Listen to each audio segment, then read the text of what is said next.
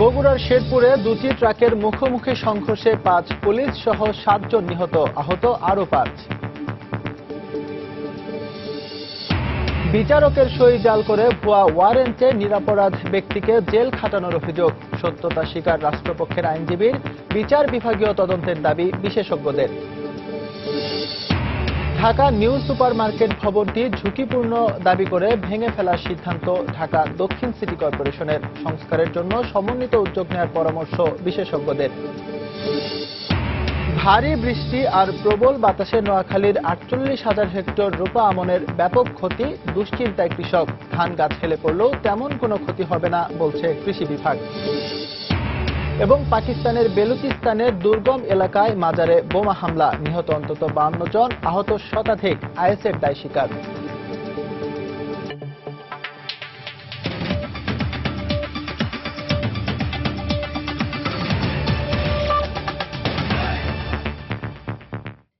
সময় সংবাদের সঙ্গে আছে আমি এস এম ইকবাল।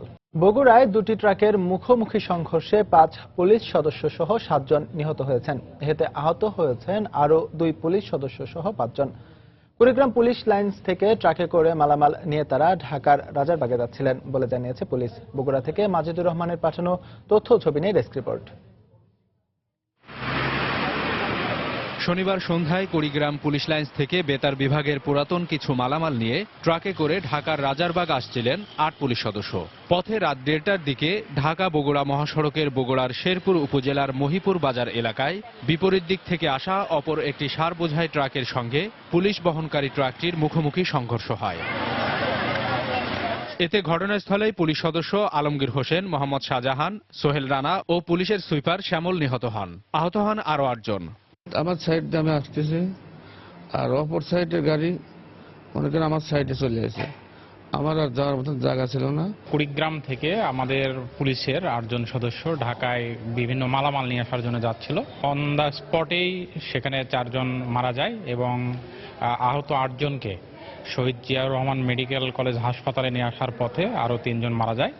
এই মৃত ৭ জনের মধ্যে ৫ জন পুলিশ সদস্য এবং ১ জন সুইপার রয়েছে। আহতদের উদ্ধার করে শহীদ জিয়াউর রহমান মেডিকেল কলেজ হাসপাতালে নিয়ে গেলে পুলিশের আরও ১ সদস্য সহ ৩ জনকে মৃত ঘোষণা করেন কর্তব্যরত চিকিৎসক। ৮ জনকে রিসিভ করেছি, তার মধ্যে মৃত এসেছে ২ জন, আর এখানে আমরা ট্রিটমেন্ট দেওয়ার পর ১ জন মৃত্যুবরণ করেছে। আর বাকি ৫ জনের জন্য ২ জনের অবস্থা বেশ খারাপ ছিল। ১ জনকে আমরা ঢাকা রেফার করেছি, আর বাকিগুলোর চিকিৎসা এখানে চলছে। গুরুতর আহত অবস্থায় মইনুল নামে পুলিশের এক এসআইকে উন্নত চিকিৎসার জন্য ঢাকায় পাঠানো হয়। সময় সংবাদ, বগুড়া। বিচারকের সই ও সিল জাল করে ওয়ারেন্ট জারির লোমহর্ষক তথ্য পাওয়া গেছে।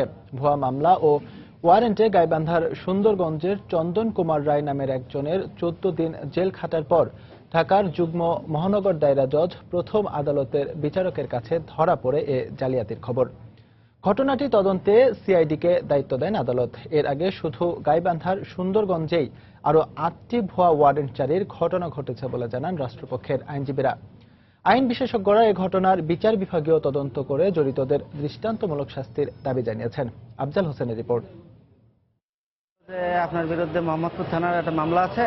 এই ব্যক্তি চন্দন কুমার রায়, বাড়ি গাইবান্ধা জেলার সুন্দরগঞ্জে। ভুয়া মামলা ও গ্রেফতারি পরোয়ানায় ১৪ দিন জেল খেটে বের হয়েছেন তিনি। তার অভিযোগ, শিশু সৌরভের পায়ে গুলির পর স্থানীয় সংসদ সদস্য মঞ্জুরুল ইসলাম লিটনের বিরুদ্ধে সোচ্চার হওয়ায় কাল হয়েছে তার। এমপির নির্দেশে বামনডাঙ্গা পুলিশ তথ্য কেন্দ্রের ভারপ্রাপ্ত কর্মকর্তা আব্দুল ওয়াহেদ তাকে ভুয়া মামলায় ফাঁসিয়ে দেন। আমি বলছি যে আপনি খোঁজ নিয়ে দেখেন যে আমার নামে মোহাম্মদপুর থানায় মামলা আছে কিনা। আমার ধারণা হচ্ছে এটি ভুয়া ওয়ারেন্ট, আপনি আগে খোঁজ নিয়ে দেখেন। সে আমার কোনো কথা না শুনে আমাকে শারীরিক নির্যাতন করে এবং বলে যে এটি এমপি সাহেবের নির্দেশ। অনুসন্ধানে দেখা যায় মোহাম্মদপুর থানার একটি মামলার অনুকূলে ঢাকার প্রথম যুগ্ম মহানগর দায়রা জজ আদালতের বিচারকের স্বাক্ষর ও সিল জাল করে ওই গ্রেফতারি পরোয়ানা তৈরি করা হয়েছিল। এমনকি যে বিচারকের সিল ও স্বাক্ষর জাল করা হয় তিনি ওই আদালতেরই বিচারক নন। এর আগেও একই কায়দায় এই আদালতের সিল স্বাক্ষর জাল করে আরও ৮টি ভুয়া ওয়ারেন্ট তৈরি করা হয় বলেও আদালত সূত্রে জানা গেছে। এমন জালিয়াতির ঘটনায় নড়ে চড়ে বসেন আদালত। ভুক্তভোগী চন্দনের বক্তব্য শুনে পুরো বিষয়টি সিআইডিকে তদন্তের নির্দেশ দেন। যে চক্রটা বিজ্ঞ আদালত থেকে এই ভুয়া ওয়ারেন্ট বাইর করে এবং একজন জজ সাহেবের নাম দিয়া, যেখানে উনি বর্তমানে এই আদালতেও নাই। সুষ্ঠু তদন্ত করিয়া এই যে সিলটা কোথেকে বানায়, এটা কেমনে সিলটা তৈরি করলো আর কি, এটা জানার জন্য একটা রিপোর্ট ওদেরকে কল করছে। যদিও গাইবান্ধার পুলিশ সুপার বলছে বিষয়টি তদন্ত করে জড়িতদের বিরুদ্ধে ব্যবস্থা নেওয়া হবে। এটা খুব ট্রিমেন্ডাস একটা অপরাধ, কোর্টকে জালিয়াতি করে নিয়ে আসছে। এটা আমরা এখন তদন্ত করে দেখব যে আসলে কোথা থেকে এটা কিভাবে হলো। আইন বিশেষজ্ঞদের মত, আদালতের নাম ব্যবহার করে এই জালিয়াত চক্রের বিরুদ্ধে ব্যবস্থা না নিলে মানুষ বিচার বিভাগের ওপর আস্থা হারাবে। সিনিয়র জুডিশিয়াল অফিসারকে দিয়ে তদন্ত করানো এবং পুলিশ ডিপার্টমেন্ট থেকে আলাদা একটা তদন্ত হওয়া উচিত, কারা এর সঙ্গে ইনভলভ, ফাইন্ড আউট করে কনসার্ন অফিসিয়ালদের বিরুদ্ধে এক্সাম্পলি একটা ডিসিপ্লিনারি অ্যাকশন নেওয়া উচিত। ভুয়া মামলা ও ওয়ারেন্টে ক্ষতিগ্রস্ত ব্যক্তিদের অভিযুক্তের বিরুদ্ধে ক্ষতিপূরণ মামলা করারও পরামর্শ দিয়েছেন এই আইন বিশেষজ্ঞ। আফজাল হোসেন, সময় সংবাদ, ঢাকা। বিশ্ববিদ্যালয়ে মানসম্পন্ন শিক্ষক নিয়োগ এবং জঙ্গিবাদের সঙ্গে জড়িতরা যাতে নিয়োগ না পায় সেজন্য লিখিত পরীক্ষা এবং পুলিশ ভেরিফিকেশন করা হবে। সরকারের এমন নির্দেশনায় শিক্ষক নেতারা বিরোধিতা করলেও শিক্ষাবিদ ডক্টর জাফর ইকবাল এটাকে সমর্থন জানিয়েছেন। তার মতে, এখন যেমন রাজনৈতিক চাপ ও স্বজনপ্রীতির মাধ্যমে বিশ্ববিদ্যালয়ে শিক্ষক নিয়োগ হয়, লিখিত পরীক্ষা চালু হলে বন্ধ হবে সেটা। আব্দুল হাদের রিপোর্ট। অনিয়ম এড়াতে শিক্ষক নিয়োগে মৌখিকের সাথে লিখিত পরীক্ষা ও জঙ্গিবাদে লিপ্ত অপরাধীদের নিয়োগ ঠেকাতে শিক্ষক নিয়োগের আগে পুলিশ ভেরিফিকেশন করতে পাবলিক বিশ্ববিদ্যালয়গুলোকে নির্দেশনা দেওয়া হয়েছে। সরকারি এই নির্দেশনা পত্রিকায় ছাপা হওয়ার পর ক্ষুব্ধ প্রতিক্রিয়া জানান বিশ্ববিদ্যালয়ের শিক্ষকরা। দেশের স্কুল কলেজে পরীক্ষা নিয়েই শিক্ষক নিয়োগ করা হলে বিশ্ববিদ্যালয়ে হবে না কেন, এমন প্রশ্ন শিক্ষামন্ত্রীর। জিসি কিংবা এই যে উন্নয়ন কমিশন করছি, তারাই সেগুলো আরো পরিমাপ করে দেখবেন যে প্রয়োজন আছে কিনা। নিশ্চয়ই আমাদের ডিসি এবং কর্তৃপক্ষের সাথে কথা বলবেন এবং আমরাও সব বলবো। এটা প্রাথমিক একটা কথা প্রচার হয়েছে যে আমরা এখন চাচ্ছি, এটা যার ইউনিভার্সিটির নিয়ম রীতি আছে সেই অনুসারে বাছাই করে নিবে, যেন পরে প্রশ্ন না উঠে। তবে শিক্ষক নেতারা বলছেন মেধা যাচাইয়ের জন্য লিখিত পরীক্ষার যৌক্তিকতা নেই। আমরা বাইবা জিজ্ঞেস করছি, এটা হলো একটা, আর পরীক্ষা নিয়ে তারপরে যদি নেই, ওখানেও যদি ইল মোটিভ থাকে, ওখানেও আরো বেশি সর্বনাশ হয়ে যেতে পারে। তবে শিক্ষাবিদ জাফর ইকবাল বলছেন, পরীক্ষা নেওয়া হলে কারো পছন্দ মতো শিক্ষক নিয়োগ বন্ধ হবে, নিয়োগ পাবে প্রকৃত মেধাবীরা। আমাদের দেশে এখন বিশ্ববিদ্যালয় নিয়োগের সময় যে ব্যাপারগুলো চলে আসছে, ধরাধরি ব্যাপার আসছে, রাজনৈতিক চাপ সৃষ্টি হয়ে আসছে এবং একজন তার নিজের পছন্দের একটা ছাত্রকে ঢুকিয়ে দিচ্ছেন, এই জিনিসগুলো আমি এতবার দেখেছি যে আমার মনে হচ্ছে যে এটা থামানোর একটা ভালো উপায় হচ্ছে একটা লিখিত পরীক্ষা। এই লিখিত পরীক্ষা হলে একটা ছেলে কিংবা মেয়ে সে প্রমাণ করতে পারবে যে হ্যাঁ, আমি যথেষ্ট ভালো জানি। অবশ্য শিক্ষামন্ত্রী জানান, বিশ্ববিদ্যালয় যেহেতু স্বায়ত্তশাসিত প্রতিষ্ঠান, তাই সরকার কিছুই চাপিয়ে দিবে না। বিশ্ববিদ্যালয়গুলো যার যার অবস্থান থেকে সিদ্ধান্ত নেবে। আব্দুল আহাদ, সময় সংবাদ, সিলেট। প্রধানমন্ত্রী শেখ হাসিনা বলেছেন, আন্দোলনের নামে সন্ত্রাস, জঙ্গিবাদ ও সংখ্যালঘুদের উপর হামলা কখনোই জনসমর্থন পাবে না। তিনি বলেন, বিএনপি জামায়াতের সহিংসতার পথ ধরে দেশে জঙ্গিবাদের উত্থান হয়েছে। জঙ্গি সন্ত্রাসবাদ প্রতিরোধে জনসচেতনতা সৃষ্টির লক্ষ্যে গতকাল গণভবন থেকে রাজশাহী বিভাগের 8 জেলায় ভিডিও কনফারেন্সে মতবিনিময়কালে একথা বলেন প্রধানমন্ত্রী। এ সময় দেশের সংখ্যালঘুদের সার্বিক নিরাপত্তা দিতে সংশ্লিষ্ট সবাইকে নির্দেশ দেন শেখ হাসিনা। সন্ত্রাস ও জঙ্গিবাদ মোকাবেলার জন্য জনসচেতনতা সৃষ্টি করতে আবারও প্রান্তিক মানুষের সঙ্গে মতবিনিময় করলেন প্রধানমন্ত্রী শেখ হাসিনা। ভিডিও কনফারেন্সে যোগ দেন দেশের উত্তর পশ্চিমাঞ্চলের প্রায় 15 লাখ মানুষ। জঙ্গিবাদ এবং সাম্প্রদায়িকতা মুক্ত। শনিবার বিকেলে গণভবন থেকে রাজশাহী বিভাগের 8 জেলার বাসিন্দাদের সঙ্গে ভিডিও কনফারেন্স করেন প্রধানমন্ত্রী। এ সময় তিনি বলেন, দেশে জঙ্গিবাদ আজ যে সহিংসতা ছড়িয়েছে তার দায় বিএনপি জামাতের। খুন খারাপির পথটা এই দেশে দেখিয়ে দিল এই বিএনপি জামাত জোট, আর সেই কাজই তারা বারবার করেছে এবং তারাই এদেশে ছেলে মেয়েদের বিপথে নিয়ে গেছে, উস্কে দিয়েছে। আর এখন এই নতুন উপসর্গ, ধর্মের নাম নিয়ে মানুষ হত্যা করা। আমি আগেই বলেছি যে আমরা শান্তিতে বিশ্বাস করি, জঙ্গিবাদ সন্ত্রাসকে আমরা কোনোদিন প্রশ্রয় দেব না, কারণ এই মাটিতে কোনো সন্ত্রাসী কর্মকাণ্ড হবে না। আমরা চাই শান্তিপূর্ণ পরিবেশ। ভিডিও কনফারেন্সে ধর্মীয় সংখ্যালঘুদের সার্বিক নিরাপত্তা দেওয়ার নির্দেশনা দিয়ে প্রধানমন্ত্রী বলেন, ধর্মীয় সম্প্রীতি ও শান্তি বজায় রেখেই দেশকে উন্নয়নের পথে এগিয়ে নিতে হবে। আমাদের সংখ্যালঘু সম্প্রদায় তাদের সর্বতোভাবে নিরাপত্তা দিতে হবে, এটা আমাদের সকলের দায়িত্ব। এবং বাংলাদেশ হচ্ছে একটা সাম্প্রদায়িক সম্প্রীতির দেশ, এখানে সকল ধর্মের মানুষ তার ধর্ম পালন করতে পারবে। সাম্প্রদায়িক সম্প্রীতি যেন বজায় থাকে সেদিকে সকলেই কাজ করবেন। কোন কোন মহল বিশেষ চেষ্টা করে সবসময় বাংলাদেশের ভাবমূর্তি নষ্ট করতে, এ ব্যাপারে জাতিকে সচেতন থাকতে হবে এবং সকলে মিলেমিশে কাজ করতে হবে। শেখ হাসিনা বলেন, সরকার ও জনগণের উদ্যোগেই সন্ত্রাস জঙ্গিবাদকে বাংলার মাটিতে পরাস্ত করা হবে। সকলের যৌথ উদ্যোগেই আমরা বাংলাদেশকে একটা শান্তিপূর্ণ দেশ হিসেবে প্রতিষ্ঠা করতে পারবো। দেবাশিস রায়, সময় সংবাদ, ঢাকা। সময় সংবাদ আরো থাকছে। নন্দিত লেখক হুমায়ুন আহমেদের ৬৮তম জন্মদিনে নানা আয়োজন, শ্রদ্ধার সঙ্গে স্মরণ করছেন স্বজন, বন্ধু, ভক্তরা। ঢাকা নিউ সুপার মার্কেট ভবনটি ঝুঁকিপূর্ণ দাবি করে ভেঙে ফেলার সিদ্ধান্ত নিয়েছে ঢাকা দক্ষিণ সিটি কর্পোরেশন। তারা বলছেন এ ব্যাপারে চলতি মাসে উদ্যোগ নেওয়া হবে। তবে দোকান মালিকরা বলছেন কিছু মেরামতের মাধ্যমে মার্কেটটি রক্ষা করা সম্ভব। আর বিশেষজ্ঞদের পরামর্শ, পুরো নিউ মার্কেট সংস্কারের জন্য সমন্বিত উদ্যোগ নেওয়া উচিত। প্রিন্স আরফিনের ছবি নিয়ে তাহিয়া রুবাইয়া তপলা রিপোর্ট। ১৯৫৪ সালে প্রতিষ্ঠার পর তখনকার ঢাকার সবচেয়ে আকর্ষণীয় বিপণী বিতান ছিল নিউ মার্কেট। তবে ৮০ দশকে সামরিক শাসনামলে এ এলাকায় আরো ৩টি ভবন গড়ে তোলা হয়। এতে নিউ মার্কেট এলাকায় যত্রতত্র পার্কিং আর হকারদের অবৈধ শত শত দোকান তৈরি হওয়ায় নেই আগের মতো খোলামেলা ও কেনাকাটার পরিকল্পিত পরিবেশ। পরিবেশটা অনেক ভালো ছিল, এখন এত গিঞ্জি হয়েছে যে চলাফেরা করতেই অনেক অসুবিধা হচ্ছে।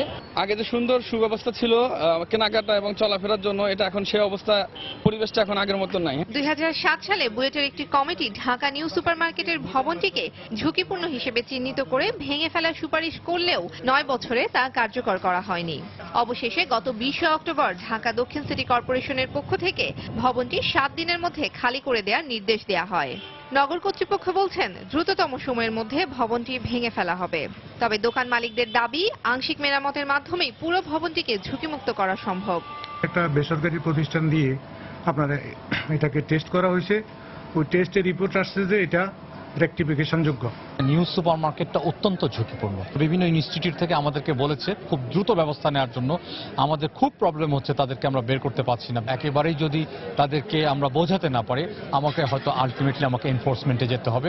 এ ব্যাপারে সিটি কর্পোরেশনকে দোকান মালিকদের সাথে সমন্বিতভাবে সিদ্ধান্ত নেওয়ার পরামর্শ বিশেষজ্ঞদের।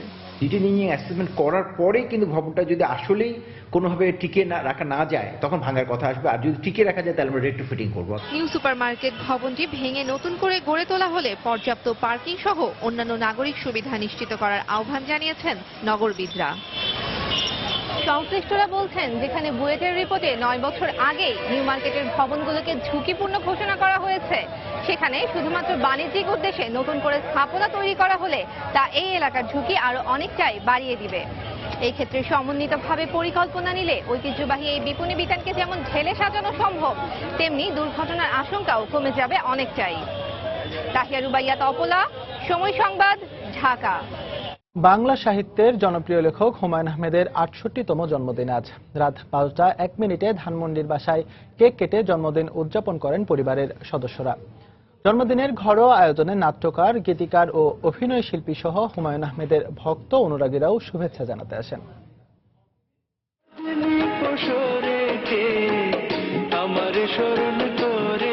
হুমায়ুন আহমেদ বাংলা সাহিত্যের অন্যতম এক প্রাণ পুরুষের নাম। সহজ ভাষার লেখনী জাদুতে যিনি জয় করে নিয়েছেন অগণিত পাঠকের হৃদয়। নন্দিত এই কথা সাহিত্যিকের ৬৮তম জন্মদিন আজ। হুমায়ুনকে ছাড়া ৫ম জন্মবার্ষিকী এটি। তবু যেন আয়োজনের কোনো কমতি ছিল না তার ধানমন্ডির বাসা দক্ষিণা হাওয়ায়। রাত ১২টা ১ মিনিট বাজতেই ছন্দের তালে সবাই একযোগে বলে ওঠেন শুভ জন্মদিন। হুমায়ুন নেই তাতে কি, তার রেখে যাওয়া অসংখ্য শিল্পী, কলাকৌশলী আর ভক্ত অনুরাগীর মাঝে ছায়া হয়ে আজীবন বেঁচে থাকবেন তিনি। বাংলাদেশের কথা সাহিত্য যতদিন থাকবে, হুমায়ুন আহমেদ ততদিন থাকবেন। হুমায়ুন চর্চা করতে হবে হুমায়ুন আহমেদকে বুঝে এবং সুস্থভাবে হুমায়ুন চর্চা করতে হবে। কেউ যেন ভুল করে বিকৃত চর্চা না করে। স্যার তো সবসময় সাথেই থাকেন, যখন চোখ বন্ধ করি তখনই দেখতে পাই। জন্মদিন উদযাপনের ছোট্ট নিষাদ নিনিত পিছিয়ে ছিল না কোনো অংশে। তাই তো বাবার জন্য নিজের হাতে আঁকা এই উপহার। হ্যাপি বার্থডে ডিয়ার বাবা। পোস্টার মতন বানাচ্ছি আর অনেকগুলো প্রোগ্রামে গেছি। 1948 সালের 13ই নভেম্বর নেত্রকোনা জেলার মোহনগঞ্জে জন্মগ্রহণ করেন কিংবদন্তি এই লেখক। ঢাকা বিশ্ববিদ্যালয়ের গণ্ডি পেরিয়ে যুক্তরাষ্ট্র থেকে পিএইচডি অর্জন করে দেশে ফেরেন। 1973 সালে বাংলাদেশ কৃষি বিশ্ববিদ্যালয়ের প্রভাষক হিসেবে কর্মজীবন শুরু করেন। এর পরের বছরই যোগ দেন ঢাকা বিশ্ববিদ্যালয়ে। 1972 সালে প্রথম উপন্যাস নন্দিত নরকে প্রকাশের পর চারিদিকে খ্যাতি ছড়িয়ে পড়ে হুমায়ুন আহমেদের। এরপর তার নামের পাশে শোভা পেতে শুরু করে চলচ্চিত্রকার, নাট্যকার ও গীতিকার। 2012 সালের 19 জুলাই সবাইকে কাঁদিয়ে পৃথিবীর মায়া চিরতরে ত্যাগ করেন স্বাধীনতা পরবর্তী সময়ের সবচেয়ে জনপ্রিয় এই লেখক। যদি মন কাঁদে তুমি চলে এসো। বেলায়েত হোসাইন, সময় সংবাদ, ঢাকা।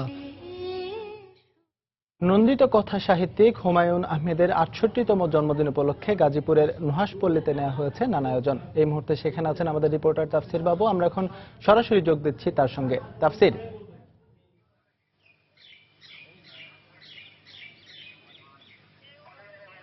হ্যাঁ ইকবাল, আসলে লেখকের জন্মদিন পালনের জন্য আমরা দেখেছি যে নুহাশপল্লীতে, যেখানে তিনি আসলে চিরনিদ্রায় শায়িত রয়েছেন, সেখানে তার আত্মীয় স্বজনরা এসেছিলেন। এখনো তারা এখানে অবস্থান করছেন, ঘুরে ঘুরে দেখছেন বিভিন্ন জায়গাটি এবং তার কবরে তারা জিয়ারত করেছেন। আর এর বাইরে কিন্তু সাধারণ মানুষও কিন্তু এখানে আসতে শুরু করেছেন এবং তারা আসলে এই বরেণ্য লেখককে বিভিন্নভাবে স্মরণ করছেন। তো আমরা তার স্বজনদের সাথে কথা বলেছিলাম এবং আমরা দেখেছি যে 10টার পরে এখানে মেহের আফরোজ শাওন, হুমায়ুন আহমেদের স্ত্রী, তিনি তার 2 পুত্রকে নিয়ে এখানে হুমায়ুন আহমেদের জন্মদিন উপলক্ষে কেক কেটেছেন এবং সেই কেক কেটে তারা জন্ম উৎসব এখানে শুরু করেছেন। আর কিছুক্ষণ আগে এখানে হুমায়ুন আহমেদের যে 2 ভাই রয়েছে, ডক্টর জাফর ইকবাল এবং আহসান হাবিব, তারা এসেছিলেন। তাদের সাথে পরিবারে তার বোনেরা এসেছিলেন এবং অন্যান্য সদস্যরা এসেছিলেন।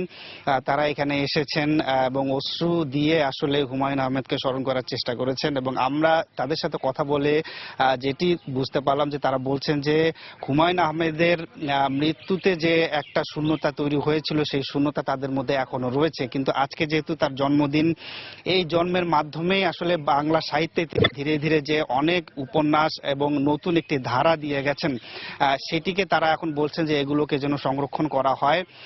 তার উপন্যাস, তার গল্প, তার কবিতা, তার মুক্তিযুদ্ধ এবং তার গান, সিনেমা, এগুলো নিয়ে যেন যথাযথ গবেষণা হয়, এরকম একটি আহ্বান তারা রেখেছেন। এবং তারা বলছেন যে হুমায়ুন আহমেদ সবসময় মধ্যবিত্ত শ্রেণীর যে কথা তার গল্প, কবিতায় এবং তার উপন্যাসে দিয়ে গেছেন, সেগুলো যেন সবসময় স্মরণ করা হয় এবং সেই তার উপন্যাসের মাধ্যমে তিনি আসলে মধ্যবিত্ত বাঙালির কথা বলেছেন এবং যার কারণে তার জনপ্রিয়তা আসলে আকাশচুম্বী।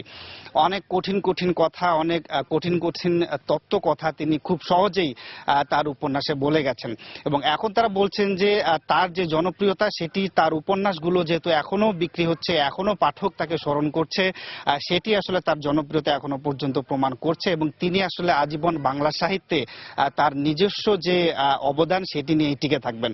তো তারা এখানে এসেছেন, লেখক হুমায়ুন আহমেদকে স্মরণ করছেন এবং এখানে নানা রকম অনুষ্ঠান হচ্ছে, সেগুলোর খবর আমরা আরো পরে আপনাদেরকে যেগুলো হবে জানিয়ে দেব। তো এই ছিল ইকবাল এখান থেকে সর্বশেষ। দর্শক, নুহাশপল্লী থেকে হুমায়ুন আহমেদের 68তম জন্মদিন উদযাপনের খবর জানাতে আমাদের সঙ্গে যোগ দিয়েছিলেন সহকর্মী তাফসির বাবু। সময় সংবাদে আরো থাকছে। বিপিএল এ দিনের প্রথম ম্যাচে রাজশাহী কিংসের প্রতিপক্ষ বরিশাল বুলস, সন্ধ্যায় কুমিল্লা ভিক্টোরিয়ান্স লড়বে খুলনার সঙ্গে। শীত মৌসুম শুরু না হতে বিশ্বের দীর্ঘতম সমুদ্র সৈকত কক্সবাজারে বাড়ছে পর্যটকদের আনাগোনা। তাই hotel, motel, resort, guest house ও সৈকত সংশ্লিষ্ট ব্যবসায় ফিরেছে চাঙ্গাভাব। আর পর্যটকদের নিরাপত্তা নিশ্চিতে সব ধরনের ব্যবস্থা নেওয়ার কথা জানিয়েছে টুরিস্ট পুলিশ। সুজাউদ্দিন রুবেলের তথ্য ও মোহাম্মদ ফরাজের ছবি নিয়ে ডেস্ক রিপোর্ট। শীত শুরুর আগে থেকেই কক্সবাজারে শুরু হয় পর্যটন মৌসুম। কিছুদিন ধরে হালকা শীত পড়ার পরপরই পর্যটন শহর কক্সবাজারে ছুটে আসছেন দেশের বিভিন্ন প্রান্ত থেকে ভ্রমণকারীরা। ছুটির দিনগুলোতে বাড়ছে পর্যটকের আনাগোনা। সাগরের নীল জলরাশিতে উচ্ছ্বাস আর আনন্দে মেতে উঠছেন ভ্রমণ পিপাসুরা। আসলে কাজের ব্যস্ততায় সবসময় আসা হয় না, তো শীত যখন অল্প, তো এর জন্যই বাচ্চাকে নিয়ে ছুটে আসা। হালকা হালকা শীত, এখন গরমের রেশটা কমে এসছে, ওয়েদারটা এখন খুবই সুন্দর। আমরা আমাদের ফ্যামিলির সবাই আর কি মোট 18 জন এসেছি। প্রিয়জনকে নিয়ে এই সমুদ্র সৈকতের অনুভূতিটাই আলাদা। মৌসুমের শুরুতেই কক্সবাজারের পর্যটকের আগমনে খুশি ব্যবসায়ীরা। তাদের আশা কিছুদিনের মধ্যেই বিপুল সংখ্যক পর্যটক ভিড় করবে এখানে। শুক্রবার শনিবার লোকজন একটু বেশি বেশি আসছে, বাট যেতটুকু হচ্ছে আমরা এই রোজগারি দিয়ে খুশি। গভর্নমেন্ট ছুটি আছে 16, 17, 18, 23, 24, 25, 31 মিলিয়ে সব মিলিয়ে পর্যটকের সংখ্যা এখন অনেক ভালো। এদিকে ট্যুরিস্ট পুলিশের কর্মকর্তা জানালেন, পর্যটন মৌসুম উপলক্ষে সব স্পটে নিরাপত্তা ব্যবস্থা আরো জোরদার করা হয়েছে। সুগন্ধা, লাবণী এবং কলাতলি, হিমচুরি, ইনানি, টেকনাফ সব জায়গায় যেসব জায়গায় টুরিস্টরা যায় সেসব জায়গায় নিরাপত্তা দিচ্ছি এবং পর্যটন মৌসুমে নিরাপত্তা ব্যবস্থা আরো জোরদার করা হবে। সাদা পোশাকে আমাদের পুলিশ থাকবে এবং আমাদের টহল পার্টিও কাজ করবে। হোটেল মালিকদের দেওয়া তথ্য মতে প্রতি বছর পর্যটন মৌসুমে কক্সবাজারে 10 লাখের বেশি ভ্রমণকারীর আগমন ঘটে। সময় সংবাদ, কক্সবাজার। এবার দেশের বাইরের একটি পর্যটন স্পটের খবর। প্রতিদিনের মতো ভোরে সূর্য উঠবে, এতে হয়তো নতুনত্বের কিছুই নেই, অথচ সূর্যোদয়ের সেই দৃশ্য দেখার জন্য কৌতূহলী মানুষের কি যে হুড়োহুড়ি। আয়োজনের যেন কমতি নেই। পাহাড়ের চূড়ায় উঠে ভোরের অপরূপ সূর্যোদয়ের দৃশ্য উপভোগে বিশ্বের নানা প্রান্তের মানুষ ভিড় করে নেপালের সারাংকোট পাহাড়ি এলাকায়। নেপাল ঘুরে এসে কমলদের রিপোর্ট, ক্যামেরায় ছিলেন শাখাওয়াত দীপক। ভোর 4টা থেকে সকাল 6টা, সূর্য উঠতে এখনো বাকি, রাতের বাতি নিবে না এখনো। তারার মতো করে টিম টিম করে জ্বলছে বাতিগুলো। এর মধ্যে কৌতূহলী মানুষের ভিড় জমতে শুরু করেছে নেপালের সারাংকোট পাহাড়ি অঞ্চলগুলোতে। সোয়া 6টার দিকে পূর্ব আকাশে অন্ধকার ভেদ করে লাল আভা ছড়িয়ে উঠছে সূর্য। মুহূর্তের মধ্যে অপরূপ রঙে রঙিন হয়ে উঠেছে পর্বত অন্নপূর্ণার শীর্ষ শৃঙ্গ। I can see the mountains and the sun with the sun show me the snow. It's the first time I'm here and it's very touching. It's very great to be so close. Sarangkot এলাকাটি পোকরার পাহাড়ে চূড়ায় থাকা একটি ছোট্ট গ্রাম। সমুদ্র পৃষ্ঠ থেকে প্রায় 1600 মিটার উচ্চতার এই গ্রামে গেলে খুব কাছ থেকে দেখা যায় হিমালয় পর্বতমালার 8091 মিটার উচ্চতার অন্নপূর্ণা রেঞ্জ। সে সাথে চোখ এড়ায় না 8167 মিটার উচ্চতার ধাওয়ালগিরি এবং 8163 মিটার উচ্চতার মানসালু range. High mountains and the snow and all together it's very fine. It's great. It's really nice to see the mountains. সকাল 6:30টার মধ্যে শেষ হয় সূর্য ওঠার কয়েক মিনিটের সেই কাঙ্ক্ষিত দৃশ্য। আর সূর্যোদয়ের এই দৃশ্য দেখার জন্য সারাংকোট পাহাড়ে ইউরোপ আমেরিকার মতো বাংলাদেশি পর্যটকেরও অভাব নেই। It's lovely and very refreshing. আমরা বাংলাদেশ থেকে হিমালয়ের এই সৌন্দর্য দেখার জন্য আসছি, দেখে খুবই ভালো লাগছে। সকালে অন্নপূর্ণার সূর্য উদয় খুব চমৎকার, প্রাকৃতিক দৃশ্য খুব ভালো লাগছে। নেপালের রাজধানী কাঠমান্ডু থেকে প্রায় 200 কিলোমিটার দূরে নেপালের রানী হিসেবে পরিচিত এই পোকরা।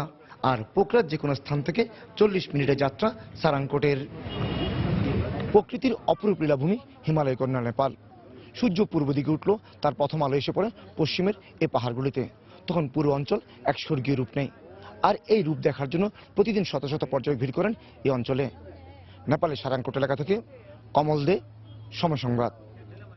চট্টগ্রামে ভয়াবহ অগ্নিকাণ্ডে একটি কলোনির অন্তত 20টি বাড়ি পুড়ে গেছে। ফায়ার সার্ভিস জানায়, সকালে নগরীর ঘাট ফরহাদ বেগ হাজি কলোনির একটি বাড়িতে আগুন লাগে। মুহূর্তের মধ্যেই তা চারিদিকে ছড়িয়ে পড়ে। এতে ওই কলোনির অন্তত 20টি বসত বাড়ি পুড়ে যায়। খবর পেয়ে ফায়ার সার্ভিসের 3টি ইউনিট প্রায় 1.5 ঘন্টা চেষ্টা চালিয়ে আগুন নিয়ন্ত্রণে আনে। তবে তাৎক্ষণিকভাবে অগ্নিকাণ্ডের কারণ সম্পর্কে কিছু জানাতে পারেনি ফায়ার সার্ভিস।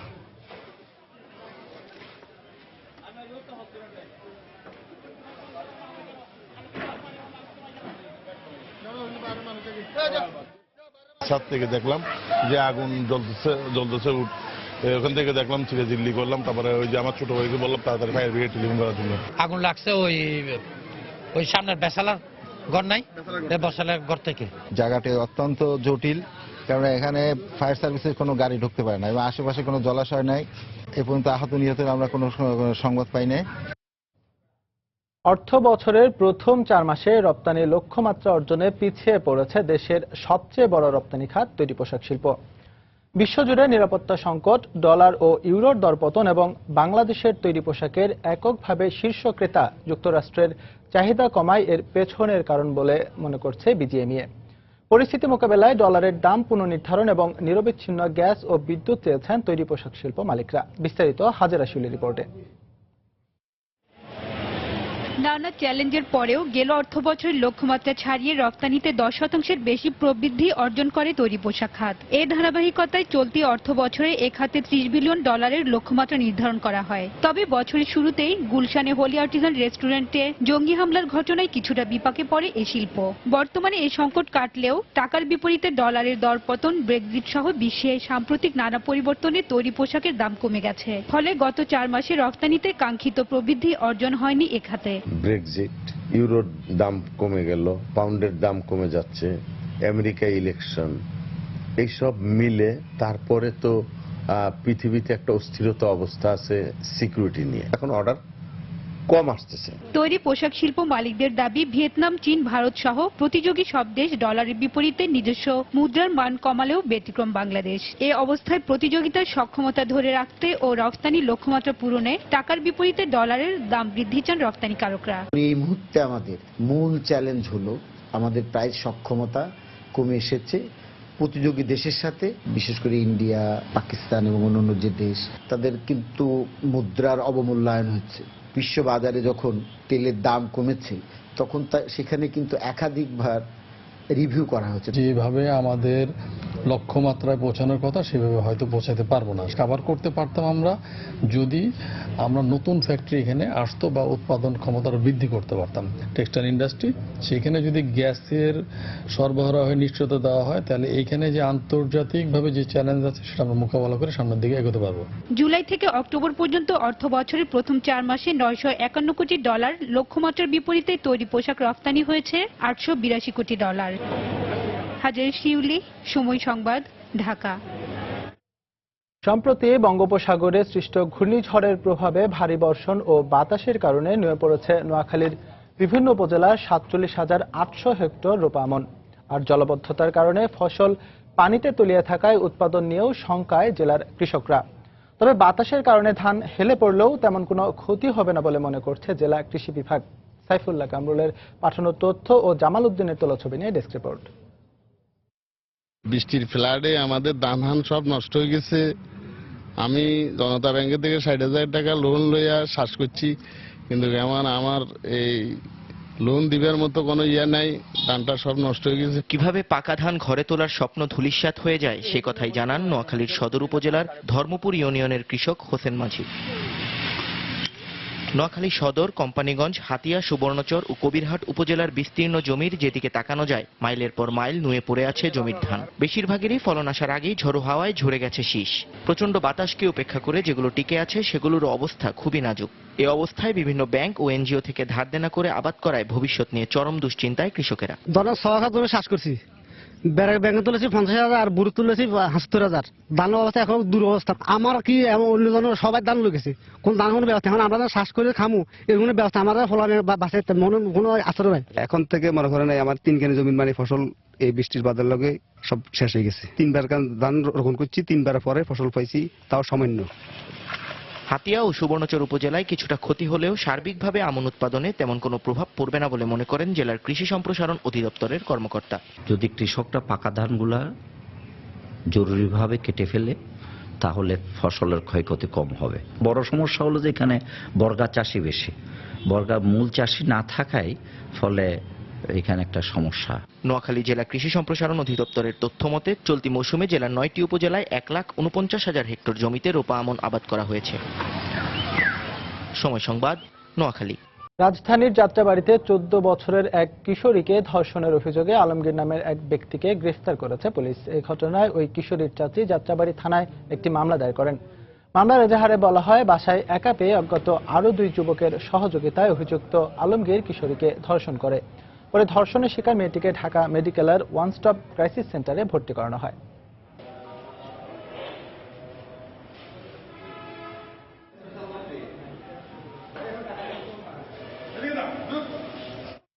জোর করে রোগীকে বেসরকারি হাসপাতালে নেওয়ার চেষ্টার অভিযোগে এক অ্যাম্বুলেন্স চালক ও তার সহযোগীকে আটক করেছে পুলিশ। গতরাত 1:30টার দিকে ঢাকা মেডিকেল কলেজের সামনে থেকে তাদের আটক করা হয়। পুলিশ জানায়, ফরিদুল ইসলাম নামের এক মধ্যবয়সী রোগীকে ময়মনসিংহ থেকে ঢাকা মেডিকেলে নিয়ে আসার জন্য একটি অ্যাম্বুলেন্স ভাড়া নেয় তার স্বজনরা। কিছু পথ এসে ত্রুটির কথা বলে অন্য আরেকটি অ্যাম্বুলেন্সে রোগী ও তার স্বজনকে তুলে দেয় ওই অ্যাম্বুলেন্সটি।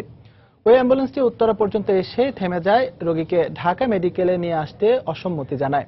এমনকি একটি বেসরকারি মেডিকেলে নিয়ে যাওয়ারও চেষ্টা করে। পরে চাপ প্রয়োগ করে ঢাকা মেডিকেলের সামনে এনে অ্যাম্বুলেন্সটির চালক ও তার সহযোগীকে পুলিশের কাছে সোপর্দ করে বিশ্ববিদ্যালয়ের শিক্ষার্থীরা।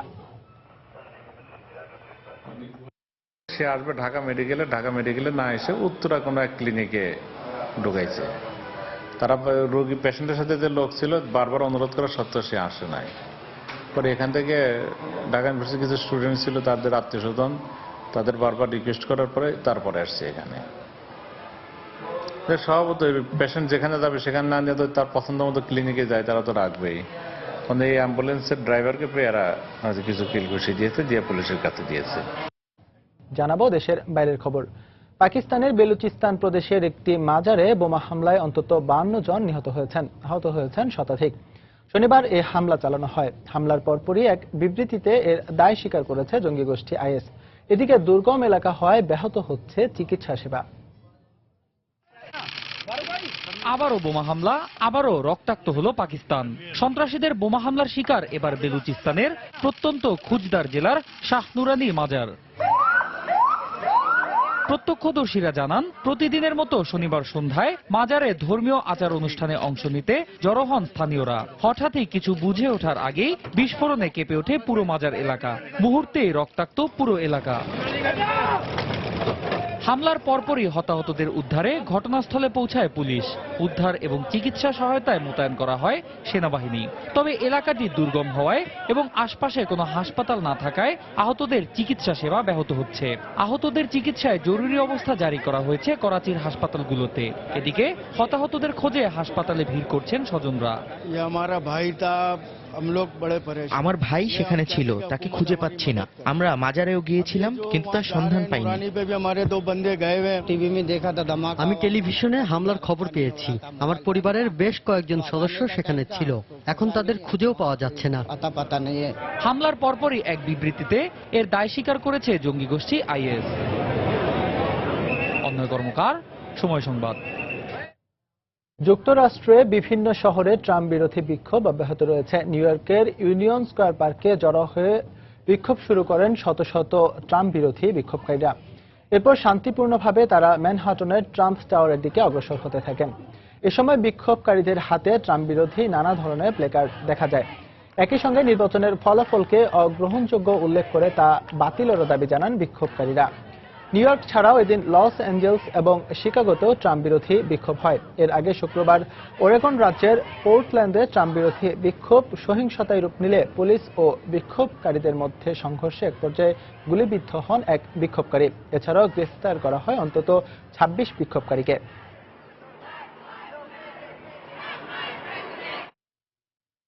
সিরিয়ায় অবরুদ্ধ আলেপ্পোয় সম্প্রতি বিদ্রোহীদের নিয়ন্ত্রণে চলে যাওয়া বেশ কিছু অঞ্চল পুনর্দখল করেছে দেশটির সরকারি বাহিনীর সদস্যরা। শনিবার আলেপ্পোর পশ্চিমাঞ্চলীয় কিছু এলাকার নিয়ন্ত্রণ হারানোর কথা স্বীকার করে বিদ্রোহীরা। একই দিনে ভূমধ্যসাগরের পূর্ব উপকূলে বিমান বাহিনী, রণতরী সহ রাশিয়ার একটি নৌবহর অবস্থান নিয়েছে বলেও জানিয়েছে পর্যবেক্ষণ সংস্থা। আলেপ্পোয় বিদ্রোহীদের অবস্থান লক্ষ্য করে হামলা চালানোর উদ্দেশ্যে এসব রণতরী অবস্থান নিয়েছে বলে ধারণা করা হলেও এটি নিজস্ব জলসীমায় নিয়মিত টহলের অংশ বলে রুশ প্রতিরক্ষা বাহিনীর পক্ষ থেকে জানানো হয়েছে। এদিকে শনিবার অবরুদ্ধ আলেপ্পোয় সরকারি বাহিনী ও বিদ্রোহীদের মধ্যে সংঘর্ষ চলার সময় এক ইরানি টেলিভিশন সাংবাদিক নিহত হয়েছে বলে দেশটির গণমাধ্যমের পক্ষ থেকে জানানো হয়েছে।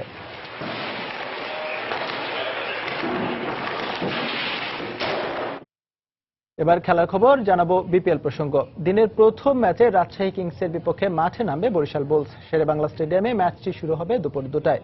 মেহেদী হাসান মিরাজ, সামির প্যাটেলরা ফর্মে থাকলেও টুর্নামেন্টের পরের ম্যাচগুলোতে সাফল্য পেতে দলগত পারফরম্যান্স চান অধিনায়ক ড্যারেন সেমি। এদিকে বরিশাল বুলসের ব্যাটসম্যান শাহরিয়ার নাফিস জানিয়েছেন জয়ের ধারা ধরে রাখতে চান বরিশালের ক্রিকেটাররাও। বিপিএল মিশনে প্রথম দেখার অপেক্ষায় রাজশাহী কিংস আর বরিশাল বুলস। এখন পর্যন্ত এক জয় আর এক হারে দু দলের পরিসংখ্যান সমান। এগিয়ে যাবার লড়াই দু দলের সামনেই, তবে জয়ের জন্য যে টস ভাগ্যটাও পক্ষে আসা চাই। বিপিএল এর শুরু থেকেই মিরপুরের উইকেটটা বড়ই বেরসিক আচরণ করছে। কাগজে কলমে আসরের সেরা দল ঢাকা ডাইনামাইটসকে হারিয়ে কিছুটা স্বস্তিতে রাজশাহীর অধিনায়ক ড্যারেন স্যামি। সাঙ্গাকারা আর সাকিবের উইকেট নিয়ে ঢাকার ব্যাটিংয়ে ধস নামিয়েছিলেন মেহেদী হাসান মিরাজ। অলরাউন্ড পারফরম্যান্সের নজর কেড়েছেন সামিত প্যাটেলও। এমন জয়ে দলের আত্মবিশ্বাস ফিরেছে ঠিকই, তবে টুর্নামেন্টের বাকি পর্তায় সফলতা পেতে হলে দলগত পারফরম্যান্স চান স্যামি। মিরাজ অসাধারণ বোলিং করেছে, যা আমাদের দলের জন্য খুবই ইতিবাচক। তবে সব ম্যাচে যে সে পারফর্ম করবে সেটাও ভাবা ঠিক নয়। দায়িত্ব নিতে হবে অন্যদেরও। দলগত পারফরম্যান্স ছাড়া টুর্নামেন্টে সফল হওয়া সম্ভব নয়। বর্তমান চ্যাম্পিয়ন কুমিল্লা ভিক্টোরিয়ান্সকে হারিয়ে পরের ম্যাচের জন্য আত্মবিশ্বাসী হয়ে উঠেছে বরিশাল বুলসও। রাজশাহীর বিপক্ষে জয়ের ধারা ধরে রাখার প্রত্যয় বরিশালের নির্ভরযোগ্য ব্যাটসম্যান শাহরিয়ার নাফিসের। তবে মিরপুরের উইকেটে ব্যাট করাটা ব্যাটসম্যানদের জন্য একটু কঠিনই বটে। সেকেন্ড ম্যাচে আমরা প্রথম উইনটা পেয়ে গিয়েছি। তো আমরা চেষ্টা করব যে আমাদের পারফরমেন্সের প্রতিনিয়ত উন্নতি ঘটানোর। উইকেটের আচরণ কিন্তু আমূল বদলে ফেলা একদিনের বা 2 দিনের মধ্যে সম্ভব না, কারণ ডেইলি খেলা হচ্ছে। তো আমাদের এখন যে সিচুয়েশন আছে এটার সাথে অ্যাডাপ্ট করে নিতে হবে। তবে উইকেট আরেকটু স্পোর্টিং হলে ব্যাটসম্যানদের জন্য একটু বেটার হবে। বিপিএল কে বলা হয় ধুমধারাক্কা ক্রিকেটের মঞ্চ। দর্শকরা আশায় থাকেন 4 ছক্কার বড় স্কোর দেখতে, অথচ দলীয় স্কোর 150 রান তুলতেই যেন হিমশিম খেতে হচ্ছে দলগুলোকে। ফ্র্যাঞ্চাইজিগুলোর আশা শেষ পর্বে আরো বেশি ব্যাটিং বান্ধব হবে ঢাকার উইকেট। নাসির সুলতান, সময় সংবাদ, ঢাকা। এদিকে দিনের দ্বিতীয় ম্যাচে মাশরাফির কুমিল্লা ভিক্টোরিয়ান্সের প্রতিদ্বন্দ্বিতা করবে মাহমুদুল্লাহর খুলনা টাইটান্স। মিরপুর শেরেবাংলা স্টেডিয়ামে ম্যাচ শুরু হবে সন্ধ্যা 7টায়। আগের 2 ম্যাচ জয় না পেলেও ঘুরে দাঁড়াতে চান কুমিল্লার কোচ মিজানুর রহমান। তবে টসটাও তিনি আমলে নিয়েছেন। বিপিএল এর তৃতীয় আসরে নতুন ফ্র্যাঞ্চাইজি হিসেবে এসেই বাজিমাত করেছিল কুমিল্লা ভিক্টোরিয়ান্স। তবে গেলবারের চ্যাম্পিয়নরা এবারের বিপিএল এ বেশ নিষ্প্রভ। 2 ম্যাচে এখনো জয়ের মুখ দেখেনি মাশরাফির দল। ব্যাটিং বোলিং এর পারফরম্যান্স খুব একটা খারাপ বলা যাবে না, তবে কেন যেন হচ্ছে না। গতবারের চ্যাম্পিয়ন বলে কি কিছুটা চাপে আছে ভিক্টোরিয়ান্স? দলের কোচ মিজানুর রহমান এখনই দম্বার পাত্র নয়। একটি জয় পাল্টে দিতে পারে পুরো দলের চিত্র। আর 20টা রান বেশি হলেই হয়তো বরিশাল বুলসকে বধ করা যেত। তাই আগের ম্যাচের ভুলগুলো শুধরে ঘুরে দাঁড়ানোর প্রত্যয় মিজানুর রহমানের। 20টা রান শর্ট হচ্ছে আমাদের। আমরা 30-এর ঘরে যাচ্ছি। 20টা যেদিন রান হয়ে যাবে ইনশাল্লাহ আমরা প্রত্যেক ম্যাচে জিতবো এবং আশা করি যে নেক্সট ম্যাচ থেকে আমাদের ব্যাটসম্যানরা শুরুর দিকে ব্যাটসম্যানরা খুব ভালো খেলবে এবং এই 20টা রান হইলে আমরা কামব্যাক করতে পারবো আবার। প্রতিপক্ষ খুলনা টাইটান্সকে বেশ আমলে নিচ্ছেন কুমিল্লার কোচ। রাতের ম্যাচগুলোতে ডিউ ফ্যাক্টর বড় বিষয়। টস জয়ী দল প্রথমে ফিল্ডিং করবে তা শেরেবাংলায় যেন নিয়ম হয়ে দাঁড়িয়েছে। তাই টস ভাগ্যে জয়টাও বড় করে দেখছেন তিনি। টি-20 এমন একটা খেলা যেদিন যে ভালো খেলে সেই ম্যাচ জিতে এবং ওপর থেকে বিশেষ করে দেখা যাচ্ছে যে যারা ব্যাটিং সাইডে ওপর থেকে যাদের ব্যাটিং এখন এই পর্যন্ত দেখেন যতগুলো ম্যাচ ওপর থেকে যারা ব্যাটিংয়ে রান করেছে তারাই জিততে পেরেছে। উইকেট অতটা খারাপ না, বাট বিকালের ম্যাচটা কিছু অ্যাডজাস্ট করতে সমস্যা হচ্ছে। আমার মনে হয় ঠিক হয়ে যাবে সবারই। এদিকে 2 জয়ে খুলনা টাইটান্স আছে দারুণ ছন্দে। টাইটান্স অধিনায়ক মাহমুদুল্লাহ রিয়াদ বিপিএল এ নিজেকে প্রমাণ করেছেন ডেথ ওভারের সেরা বোলার হিসেবে। কেভন কুপার, শফিউল ইসলামরা বল হাতে দেখিয়েছেন নৈপুণ্য, তবে ব্যাটসম্যানরা এখনো নিজেদের মেলে ধরতে পারছেন না। ফলাফল যাই হোক, কুমিল্লা খুলনা লড়াইয়ের চেয়েও বড় বিষয় লড়াইটা মাশরাফি আর মাহমুদুল্লাহর নেতৃত্বে। নাসির সুলতান, সময় সংবাদ, ঢাকা। এবার দেশের ফুটবল প্রসঙ্গ। বাংলাদেশ প্রিমিয়ার লিগ ফুটবলে শেখ রাসেল এবং রহমতগঞ্জের মধ্যকার ম্যাচটি পাতানো ছিল কিনা সে বিষয়ে তদন্ত করবে বাংলাদেশ ফুটবল ফেডারেশন। শনিবার এ বিষয়ে নিশ্চয়তা দেন পেশাদার লীগ কমিটির চেয়ারম্যান সালাম মুর্শিদি। এদিকে পৃষ্ঠপোষক প্রতিষ্ঠান সাইফ গ্লোবাল স্পোর্টসের সঙ্গে কোনো দূরত্ব সৃষ্টি হয়নি বলে দাবি করেন বাফুফের এই ঊর্ধ্বতন কর্মকর্তা। দর্শক, বিস্তারিত দেখুন আমারই তৈরি একটি প্রতিবেদনে। এবং এই পাতানো খেলা নিয়ে বিএফএফ থেকে কোনো রকম কোনো উদ্যোগ কিন্তু গ্রহণ করেনি। তো এই ধরনের যদি চলতে থাকে হয়তো বা নেক্সট বিপিএল এ আমরা উদ্যোগ হতেও পারি, কারণ যেখানে পরিচ্ছন্ন খেলা হবে না, যেখানে কোড অফ কন্ডাক্ট মানে প্রপার ওয়েতে মেনটেন করা হবে না, সেখানে ইনভেস্টমেন্টের কোনো যৌক্তিকতা নেই। যে সমস্ত অভিযোগগুলো উঠে আসতেছে, আমরা এটা নিয়ে কথা বললেও কিন্তু আমাদের সাথে আর্গুমেন্ট করা হয়েছে বিএফএফ থেকে। বাংলাদেশ প্রিমিয়ার লিগের এই ম্যাচটিকে ঘিরেই যত আপত্তি, সমঝোতার অভিযোগ উঠলেও এই খেলা নিয়ে এতদিন চুপচাপই ছিল বাফুফে। কিন্তু সাইফ গ্লোবাল স্পোর্টসের পক্ষ থেকে পৃষ্ঠপোষকতা বাতিলের হুমকির পরে যেন টনক নড়ে ফেডারেশনের। ম্যাচ কড়াপেটার অভিযোগে বাফুফে নীরব থাকলেও সরব ছিল গণমাধ্যম। তাই অনেকটা বাধ্য হয়ে পদক্ষেপ নিতে যাচ্ছে ফেডারেশন। তাদের দাবি ইতোমধ্যেই নাকি তদন্ত শুরু করে দিয়েছে সংশ্লিষ্ট কমিটি। সমঝোতার ম্যাচ বলেন পাতানো ম্যাচ বলেন, ফুটবল ধ্বংসের সবচেয়ে বড় কারণ। এইটার ব্যাপারে বাংলাদেশ ফুটবল ফেডারেশন কঠোর এবং অনড়। সংবাদ মাধ্যমে যেটা এসেছে সেটি নিয়ে তাদের কাছে আমরা আমাদের পুরো ভিডিও আছে ম্যাচের, সেগুলো দিয়ে তাদের কাছে হস্তান্তর করা হবে এবং সেটি প্রক্রিয়াধীন আছে এবং এটা খুব দ্রুত হবে। এদিকে পৃষ্ঠপোষক প্রতিষ্ঠানের পক্ষ থেকে তাদের অসহযোগিতার অভিযোগ তুললেও বিষয়টি অস্বীকার করেছে বাফুফে। আর সাইফ গ্লোবাল স্পোর্টসের সঙ্গে তাদের চুক্তির 5 বছরে সম্পর্কের কোনো অবনতি ঘটবে না বলেও বিশ্বাস পেশাদার লীগ কমিটির চেয়ারম্যানের। কোনোভাবেই পাতানো ম্যাচ আমরা সমর্থন করব না। We have a very good relation with আমাদের যে স্পন্সরের সাথে। ইনশাল্লাহ যে চুক্তি আছে সেটি এবং আমাদের সম্পর্ক অত্যন্ত মধুর এবং ইট উইল কন্টিনিউ আপ যতদিন পর্যন্ত আমাদের সাইন করা আছে। তবে ম্যাচ পাতানোর অভিযোগ আমলে নিলেও দ্বিতীয় পর্বে এসে যে বিপিএল দর্শক খরায় ভুগছে তা নিয়ে কোনো কার্যকর পদক্ষেপ নেই পেশাদার লীগ কমিটির। চ্যাম্পিয়নশিপগুলো হবে এর মধ্যে। এসএম ইকবাল, সময় সংবাদ, ঢাকা। চিন্তা করতে এই পর্যায়ে শীর্ষ সংবাদগুলো জানিয়ে দিচ্ছি আরেকবার। বগুড়ার শেরপুরে 2টি ট্রাকের মুখোমুখি সংঘর্ষে 5 পুলিশ সহ 7 জন নিহত, আহত আরো 5। বিচারকের স্বাক্ষর জাল করে ভুয়া ওয়ারেন্টে নিরপরাধ ব্যক্তিকে জেল খাটানোর অভিযোগ, সত্যতা স্বীকার রাষ্ট্রপক্ষের আইনজীবীর। বিচার বিভাগীয় তদন্তের দাবি বিশেষজ্ঞদের।